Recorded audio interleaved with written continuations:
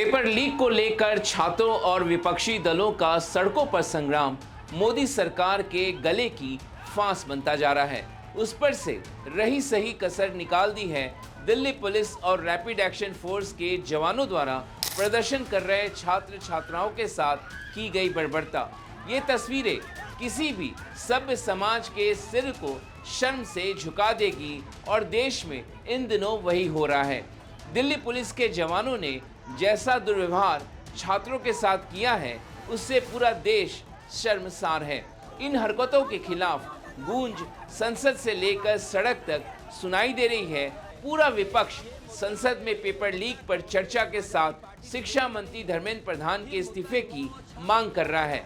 इस्तीफे की मांग की सूची में गृह मंत्री अमित शाह का नाम भी जुड़ चुका है, जिनके अधीन दिल्ली पुलिस आता है।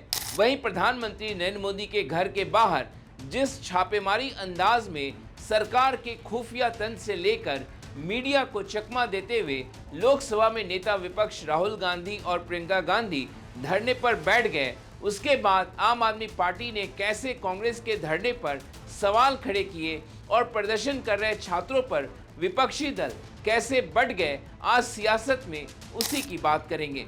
आप देख रहे हैं द फेडरल देश, मैं हूं मनीष कुमार। 21 जुलाई को प्रधानमंत्री मोदी के आवास लोक कल्याण मार्ग के बाहर राहुल गांधी, प्रियंका गांधी अपने सांसदों नेताओं के साथ धरना पर बैठ गए। मोदी सरकार के राज में ये पहला मौका था जब नेता प्रतिपक्ष अपने नेता कार्यकर्ताओं के साथ पीएम आवास के बाहर धरने पर बैठे।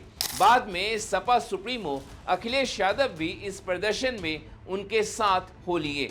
इन तस्वीरों को देखकर सरकार की सांसें फूल गई थी तो दिल्ली पुलिस हैरान परेशान थी कि वे यहां धरने तक कैसे पहुंचे और इन्हें हटाया कैसे जाए।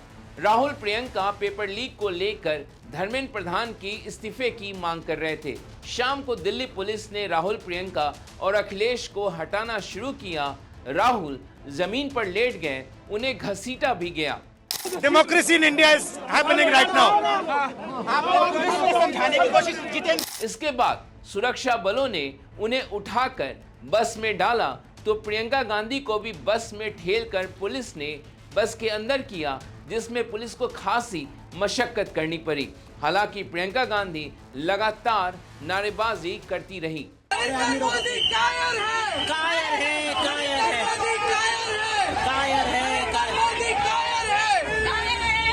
राहुल गांधी और अखिलेश यादव को छत्रसाल स्टेडियम तो प्रियंका गांधी को मंदिर मार्ग थाने ले जाया गया, जहां कांग्रेस संसदीय दल की चेयरपर्सन सोनिया गांधी उनसे मिलने भी पहुंची। हालांकि मुलाकात से पहले उन्हें गेट के बाहर अंदर जाने के लिए इंतजार करना पड़ा। राहुल का छत्रसाल स्टेडियम में जो वीडियो आया वो हैरान करने वाला था। उनके एक पैर में जूता था, लेकिन एक पैर बगैर जूते के। शायद पुलिस ने उन्हें जब पीएम आवास पर उठाया होगा तो पैर से वहीं उनका जूता निकल गया होगा।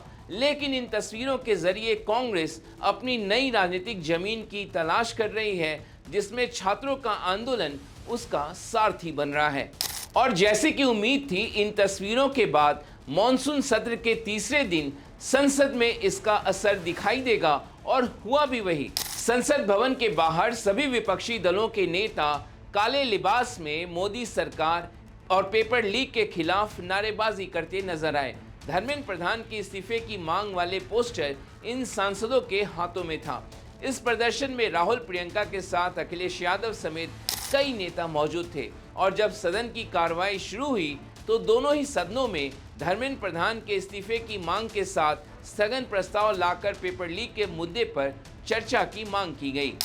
मैं ये चाहता हूं, आप जो अपने स्पीच में कहे हैं कि 267 rarest of the rare case में ये लिया जाता है, तो जब rarest of the rare case, इससे रेयरेस्ट क्या हो सकता है? चेयरमैन ने इस तरह से स्पष्ट कर दिया है। ऑनरेबल चेयरमैन बच्चों को, महिलाओं को, ये मुद्दा कांग्रेस, समाजवादी पार्टी, बीजेपी का नहीं है। ये मुद्दा युवाओं और छात्र नौजवानों का है। आपने इनको बुलवा दिया, क्या समझौता कर लिया आपने? क्या आपने क्यों नहीं बोलने दिया हमें? अध्यक्ष आपको मैंने महोदय, बोलने के लिए कहा, एक मिनट प्लीज। नहीं, आपने समझौता क्यों कर लिया फिर? हम लोग का बात भी अखिलेश जी नहीं, छात्र नौजवान क्या केवल एक मिनट अखिलेश जी, एक मिनट नहीं अध्यक्ष महोदय, ये अध्यक्ष महोदय, ये पक्ष ठीक नहीं है अध्यक्ष मैंने महोदय। ये युवा छात्र नौजवान हम सबके हैं, हम सब लड़ रहे हैं उनके लिए, हम सब लड़ रहे हैं उनके लिए। और जब छात्रों की नहीं सुनी जाएगी तो सड़कों पे आएंगे। और जो सरकार ने व्यवहार किया है, इस्तीफा तो क्या है, इस्तीफा तो जब चाहेंगे तब मंत्री ले लेंगे, सदन के बाद ले लेंगे। लेकिन सवाल ये जो छात्रों के साथ व्यवहार हुआ है, उनके हाथ तोड़े, सर तोड़ा, उनके कपड़े फाड़े, क्या बेटियों के कपड़े फाड़ेंगे आप? हम और राहुल जी थे। अध्यक्ष महोदय, हम मजबूरी में गए हैं प्रधानमंत्री के आवास पर। अगर आप सुन लेते हैं यहाँ पर तो हम नहीं जाते। क्या प्रधानमंत्री स्टेटमेंट नहीं दे सकते हैं? युवाओं के लिए आप बाहर बोल सकते हैं, सदन में क्यों नहीं बोल सकते हैं आप? सरकार की ओर से संसदीय कार्य मंत्री ने कहा कि मोदी सरकार इस चर्चा के लिए तैयार है, लेकिन बात स्थगन प्रस्ताव पर जाकर फंस गई। जनमन मोशन मांग रहे हैं ताकि ठीक से डिस्कशन हो। आप 8 घंटे के लिए वंदे मातरम डिस्कस कर सकते हैं, तो आप लंबे समय के लिए ठीक ढंग से और जनमन मोशन पे ये इशू भी डिस्कस कर सकते हैं। गवर्नमेंट हमेशा खेल खेलती है, राजनीतिक खेल खेलती है। जो एक्चुअल चीज है वो आप बताते भी नहीं है और आपको बताना चाहिए। सरकार नीट पेपर लीक का चर्चा के लिए पूरी तरह से तैयार है और हमने पहले दिन से कहा है, जब चर्चा होती है तो किसी नियम के तहत होना पड़ता है और इसका व्यवस्था बनाना पड़ता है। मैं अनुरोध करता हूं कि चर्चा कब होना है, चर्चा का ड्यूरेशन, कितना लंबा चर्चा होना है और किस नियम के तहत होना है। माननीय स्पीकर महोदय, सारे पार्टी के फ्लोर लीडर से बातचीत करके इसका निर्णय किया जाए। सरकार पूरी तरह से नीट पेपर लीक पे चर्चा करने के तैयार है और इस देश के युवाओं को भविष्य के लिए हम सब मिलकर के एक सार्थक चर्चा हो, ये सरकार चाहती है। लेकिन पेपर लीक के मुद्दे पर 20 जुलाई को छात्रों के आंदोलन पर पुलिस द्वारा किया गया बर्बरता अब सबसे बड़ा मुद्दा भी बनता जा रहा है। ऐसे कई वीडियो वायरल हो रहे हैं जिसमें दिल्ली पुलिस के जवानों को महिलाओं के साथ बहुत ही बेशर्मी वाली हरकतें और अभद्रता करते हुए देखा जा सकता है। तो सिविल ड्रेस में तैनात लोगों ने छात्रों को जिस प्रकार पीटा है, उसे लेकर दिल्ली पुलिस और मोदी सरकार पर सवाल खड़े किए जा रहे हैं। अखिलेश यादव से लेकर मल्लिकार्जुन खड़गे और कॉकरोच जनता पार्टी को अपना समर्थन देने के लिए मुंबई से दिल्ली आए शिवसेना यूबीटी के सुप्रीमो उद्धव ठाकरे ने इस मामले को उठाया। इन लोगों के एक ही सवाल है, क्या बेटियों के साथ ऐसा दुर्व्यवहार किया जाएगा? Why is this happening to our students? What exactly have our students done? Thousands and thousands of students, what have they done to have security forces aiming weapons at them, to be beaten up, to be thrashed, to be humiliated? What have they done? What have they done wrong? They are protesting peacefully. They are asking for their demands. They are asking for what this country owes them.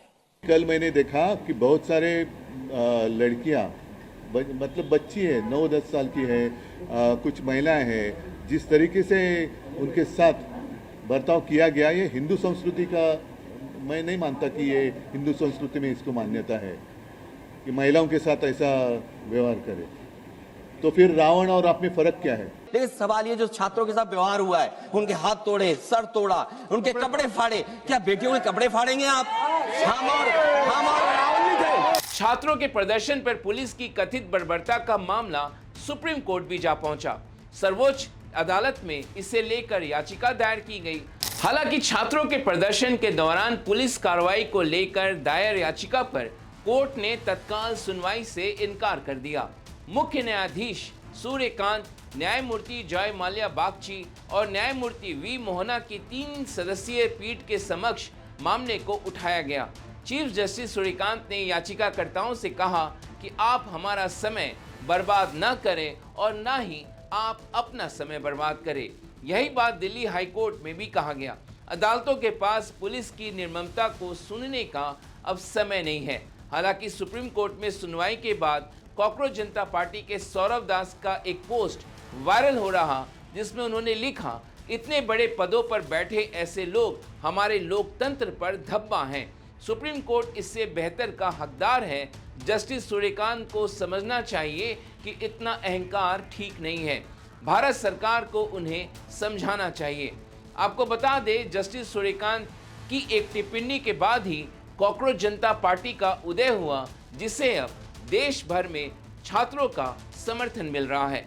बहरहाल cockroach जनता party के विरोध प्रदर्शन के बीच केंद्र सरकार उनके साथ बातचीत के लिए फिर से तैयार नजर आ रही है।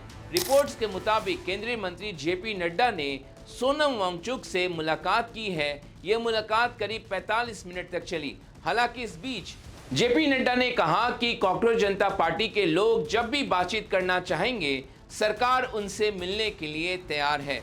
जाहिर है, मोदी सरकार को संसद से लेकर सड़क दोनों ही मोर्चों पर भारी विरोध प्रदर्शन का सामना करना पड़ रहा है। पर बड़ा सवाल वही है, धर्मेंद्र प्रधान का इस्तीफा आखिरकार प्रधानमंत्री कब लेंगे। तो आज आपको हमारा ये वीडियो कैसा लगा, कमेंट बॉक्स में जाकर ज़रूर कमेंट करिए। और अभी तक आपने द फेडरल देश के यूट्यूब चैनल को सब्सक्राइब नहीं किया है तो उसे ज़रूर सब्सक्राइब करें। आज इस वीडियो को देखने के लिए आपका बहुत बहुत शुक्रिया। धन्यवाद।